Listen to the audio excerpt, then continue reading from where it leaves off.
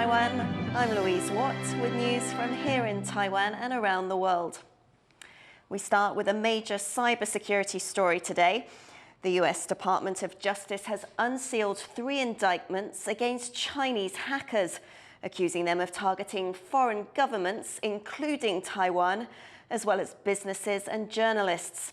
Prosecutors say the hackers, allegedly linked to the Chinese government, sold access to the email accounts of not only US officials, but also those from Taiwan and other countries in Asia.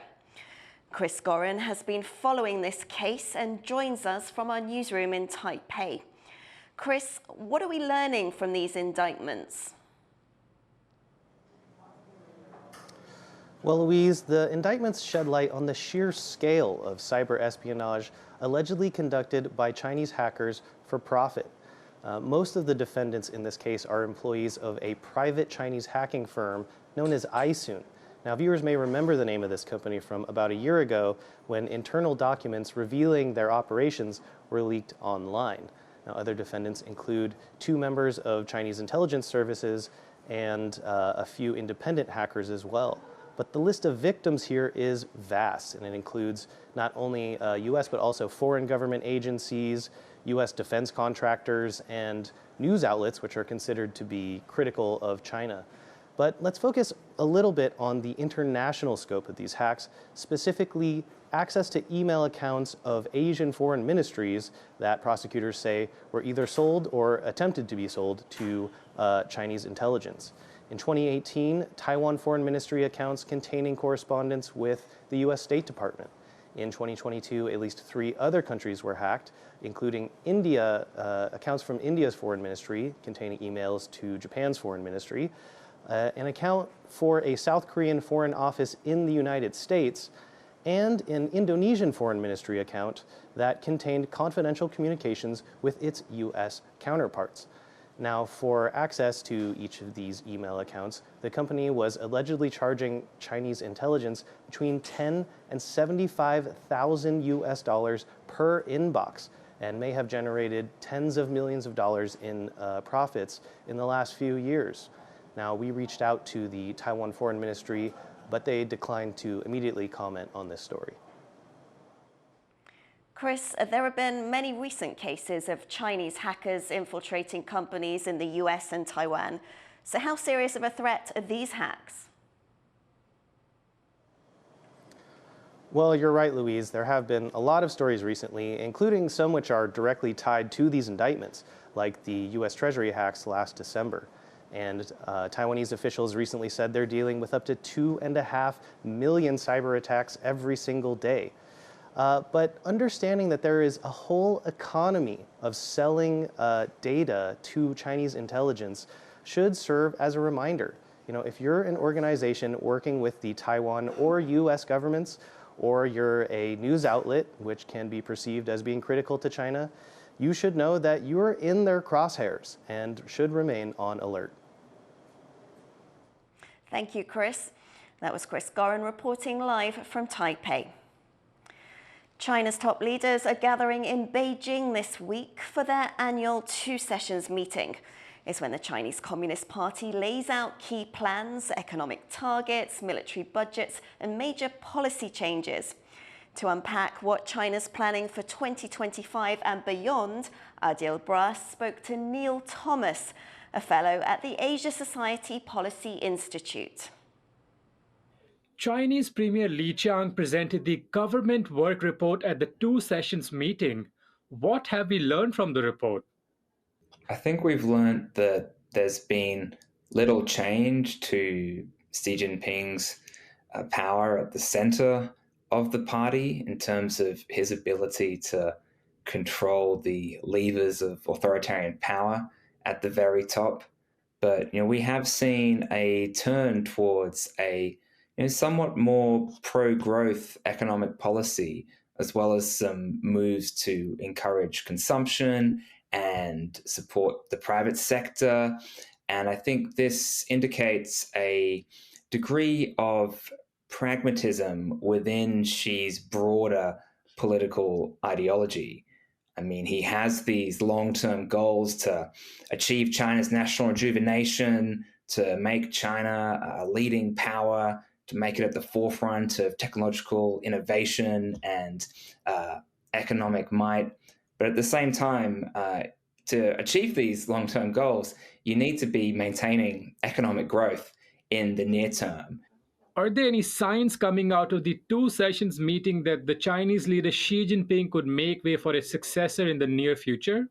Xi Jinping will be looking at his colleagues and looking at how competent they are at achieving the goals he sets. And that does include these goals for the economy, for technology, that are the focus of two sessions discussions. So, it's certainly an occasion that has a big profile. And so the ability of people like Li Qiang to do a good job and to show that they are faithful and worthy implementers of Xi's vision could certainly help them in these longer term considerations that Xi might have about what comes next. What signal is Beijing sending to Washington regarding the broader US-China relations as President Donald Trump's tariffs go into effect?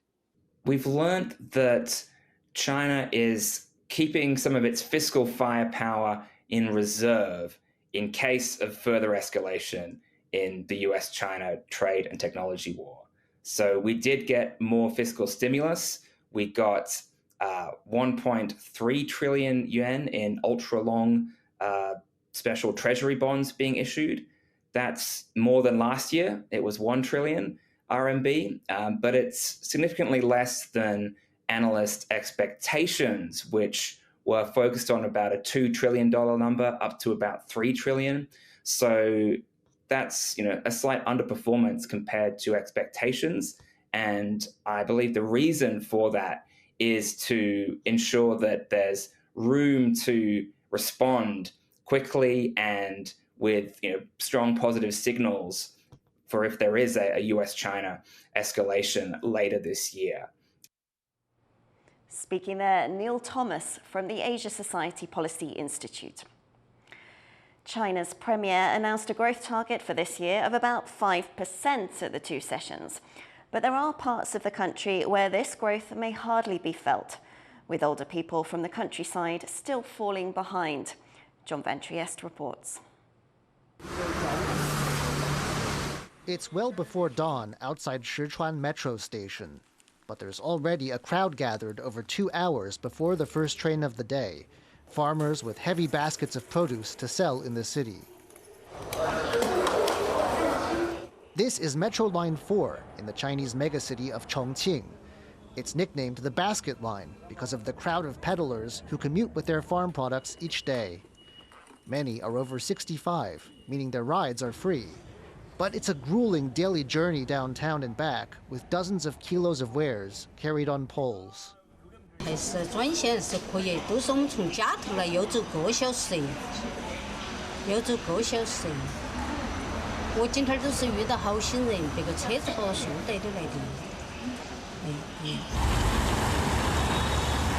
And the sheer number of farmers, each with so much fresh produce to offer, means prices are low, and the daily take may only be a few US dollars. Still, many of these farmers are past the age when they could find other work, and with average rural pensions much lower than those for city dwellers, around 20 US dollars a month, every bit counts. Far away in Beijing, China's leaders know all about farmers like these, and they haven't forgotten the rural poor. In a report they released Wednesday during their annual Two Sessions meeting, they promised solid steps to advance rural reform and development, and help for low-income rural residents. Still, China has other big priorities. It's boosting defense spending by 7.2% this year. And it's aiming for 5% GDP growth too, despite a trade war with the US and a range of woes from youth unemployment to a property debt crisis and sputtering domestic consumption. That last bit, weak consumer demand at home, is one of the chief problems China wants to overcome to hit that 5% target. But to do that, it may need to first turn its attention to higher earners' bank accounts. So it's quite clear the government wanted to boost the middle and low income households' income and their income expectation. But I think they need to focus more on the middle class and the middle and high income household as well, because they are also suffering because of the troubles in the housing market. And we all know that the housing market will also affect consumer sentiment through wealth effect. So, back beneath the sleek modern skyline of Chongqing, the regular slog on the basket line goes on. As Beijing pushes for strong growth, talk of 12 million new jobs in China's cities has little impact on these folks from the countryside. Some of these poor farmers who've been left behind in China's economic rise say they have little expectation things will change. 种植、肥料、农药太高了，你睇老说嘛，好只能说搞得将将就就的呀，只要不拉账，有点希望吃都得行，也不想发啥子财。 In the world's second biggest economy, the benefits of rapid growth haven't been even. And as in many countries, there are deprived areas and poor groups of people waiting for the swift development in the cities to reach them. Andy Xue and John Van Trieste for TaiwanPlus. Helping keep a traditional art form alive, one Hong Kong performer is bringing a modern touch to Cantonese opera, hoping to attract a new legion of fans. Cadence Quaranta reports.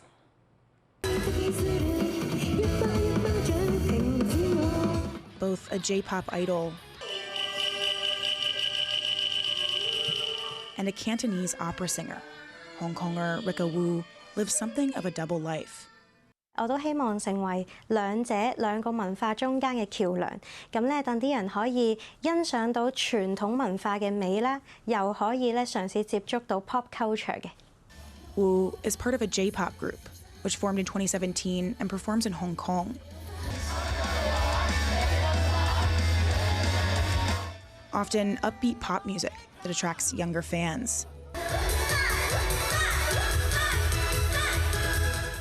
At the same time, she can transform into a much more traditional kind of artist. 當我成為咗偶像之後，我就愛上咗舞台，因為我覺得咧喺舞台上面嘅我咧就係好實際存在，我好中意呢一個好揾到自己價值嘅感覺，咁所以咧我就覺得粵劇咧可以又有唱歌啦，又有跳舞啦，又有做戲啦，又有武術啦，咁全部都係我想學嘅嘢嚟嘅。Cantonese opera dates back centuries, some say to China's Song dynasty, influenced by many different styles of Chinese opera. Actors apply elaborate makeup to help audience members read their expressions, performing stories often set in historical times.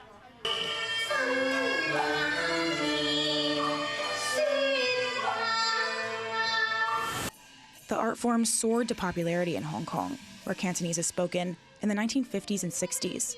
But since then, it's been in decline. Still, Wu decided to pursue it, inspired by her grandfather, who worked on opera sets. 加上佢係一個好源遠流長嘅中國傳統藝術，咁所以咧我就揀咗學粵劇，咁就可以令到等我第時譬如冇再做 idol 啦，我都可以繼續作為一個粵劇演員咁樣去留喺舞台上面。Now, she's introducing her younger fans to the art form, helping to keep it alive, with many following along on her journey. 咁我最初係由睇佢嗰啲訪問，跟住就再睇佢表演，覺得佢表演又係好 charm 啦，好穩定。咁唔單止係idol 嘅表演啦，再加埋粵劇嘅表演啦，咁各方面我覺得佢都好好咯。